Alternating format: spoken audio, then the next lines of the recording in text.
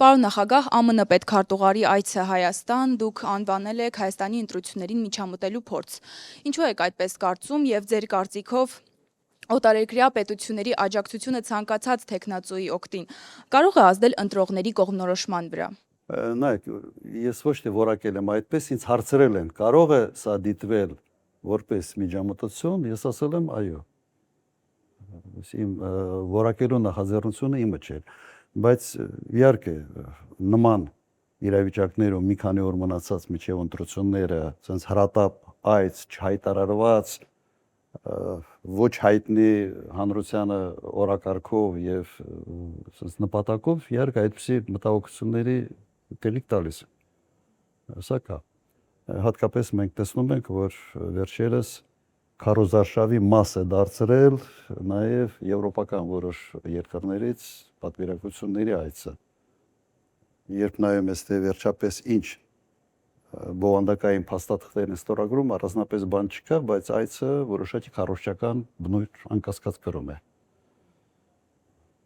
Ինչն է ստեղված, մենք դառնում ենք աշխարհաքաղաքական, այսպես ասենք, մրցակցության կենտրոնում, ինչը լավ տեղ չի բերելու Հայաստանի համար։ Կարող է ցանկացած պետության աջակցություն ինչ-որ տեխնացուի դիտվել որպես ընտրողներին, այսպես ասած,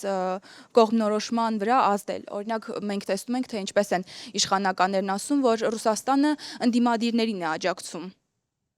Ես Ռուսաստանից որևէ հայտարարություն ընդդիմադիրների օգտին չեմ լսել, բայց եվրոպական երկրներից հայտարարություններ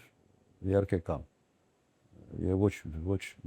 մեկ հայտարարություն է, այլ ուղղակի սա արդեն ոչ է։ Նայեք, երևի 10-15 տարի առաջ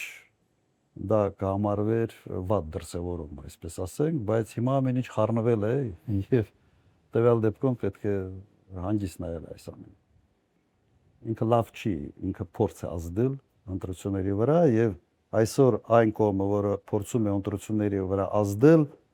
փորձում է հիմնավորել դա մյուս կողմի ազդեցության փորձերով։ Եվ այսպես փոխադարձ անընդհատ այդ էսկալացիայի այսպես աստիճաններով բարձրանալը լավ տեղ չի կա։